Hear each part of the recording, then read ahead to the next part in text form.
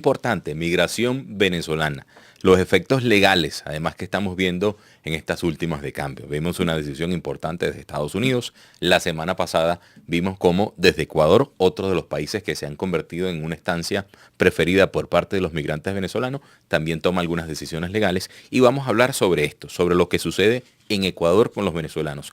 Y directamente desde el territorio ecuatoriano tenemos a Irene Valencia, abogada especialista en Derecho Internacional, experta en migración. Ella nos acompaña a esta hora vía Zoom. Doctora, muchísimas gracias por acompañarnos, por atender la llamada. ¿Cómo entender estas últimas decisiones tomadas por el gobierno de Daniel Noboa en contra de los migrantes venezolanos? Fin de la amnistía general para los migrantes venezolanos. ¿Qué implica? ¿En qué se van a ver afectados los migrantes venezolanos? Buenos días y bienvenida.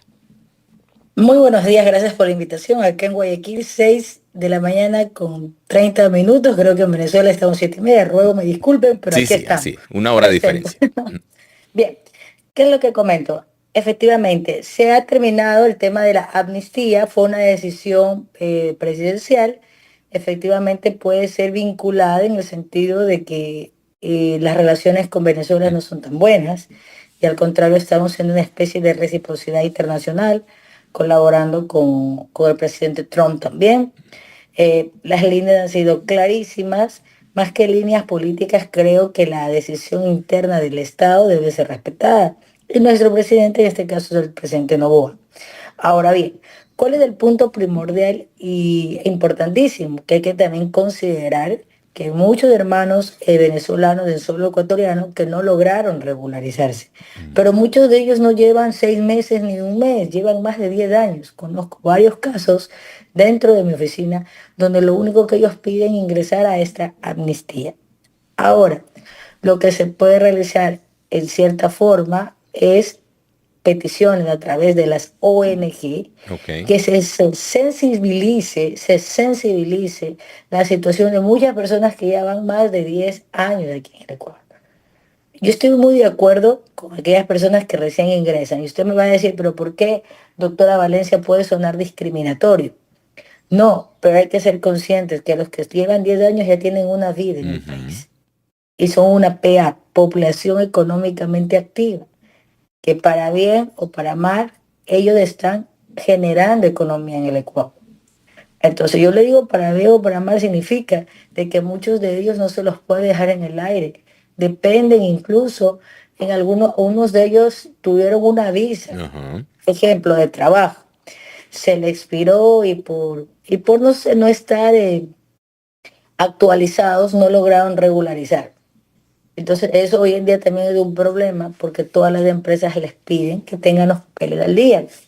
Conclusión respecto a ello, considero que el presidente Noboa tiene toda la capacidad y actitud para tomar esa decisión, pero en el otro lado humano, las Ujú. organizaciones internacionales son las únicas que pueden activar. Por ejemplo, el ACNUR, el Alto Comisionado de las Naciones Unidas para los Refugiados. Ahora, doctora, para entender un poco el alcance de esta medida por parte del gobierno ecuatoriano, se calcula que son 445.000, 450.000 venezolanos que están en territorio ecuatoriano. En principio, ¿se conoce cuántos venezolanos podrían ser afectados por esta decisión del gobierno ecuatoriano?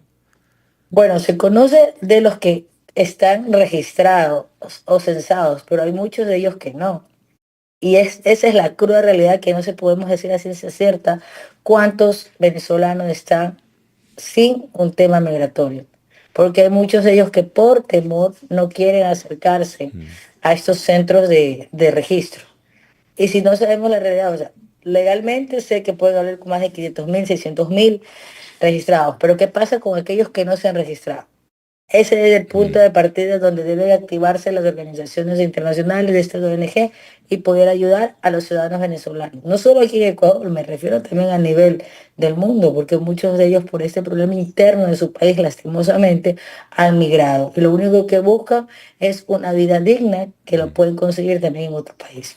Doctora, para entender un poco las consecuencias, porque hablamos de, bueno, se finaliza esta amnistía, se habla que la principal acción en contra de los venezolanos es el tema de la residencia, básicamente se suspende, pero ¿hasta dónde llegaría? Estamos hablando de deportación, consecuencias legales al interno, para entender hasta dónde llega esta medida. Bueno, esta medida llega los que se regularizaron, perfecto, los que no se regularizaron tienen que retornar a casa. Básicamente. ¿Y ese retorno va a ser promovido por el gobierno de Ecuador o básicamente los venezolanos que están en territorio ecuatoriano tienen que buscar cómo costearse su regreso? Bueno, comento lo siguiente. El presidente Noboa decretó lo siguiente y hasta ahí llegó, pero nunca se dirigió de cómo va a ser el proceso de deportación. Y eso lo sabremos, me imagino que en unas 3, 4 semanas más. Pero eso tiene que activar como ente de Estado, activar el retorno seguro, sobre todo por los principios internacionales y sobre todo por la cooperación internacional, más allá que no se tenga buenas relaciones con el gobierno venezolano. Ok, ahora, otra condición legal que entramos también, sobre todo entendiendo a la distancia, doctora. Detectan a un venezolano y su familia que no tienen los papeles en regla, que básicamente está ilegal en Ecuador. Aparte de ya pensar en el retorno a Venezuela, mientras, ¿cómo queda ante la sociedad ecuatoriana? Pasa a un centro de detención, pasa a un centro de migrantes, básicamente queda ilegal, pero puede continuar haciendo su vida normal en Ecuador. Bueno, lo ideal y lo que están aplicando muchos venezolanos es que siguen su vida normal aquí en el país. Ok. La situación de ellos que no van a entrar a la libre competitividad significa que si no tienes papeles regulados, ¿cómo te pueden pagar un seguro de salud? ¿Cómo puedes tener beneficios? Entonces, ese es el problema más grave. Y a esto también se suma que si el presidente ordena de que regresen con una deportación segura, tendrán que hacerlo.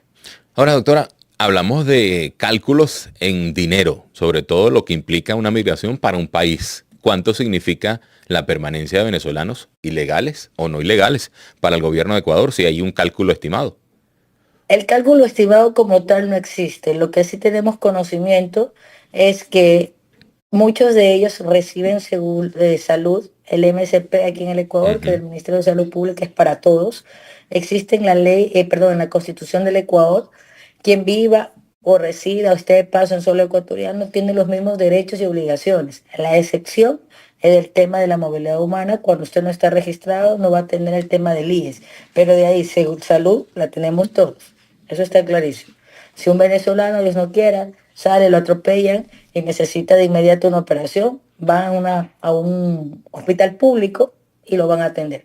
Y es lo mismo, y aquí claro, es lo mismo con el tema de pensiones alimenticias. Hay señoras venezolanas que han tenido hijos con ecuatorianos y ellas no tienen los papeles al día.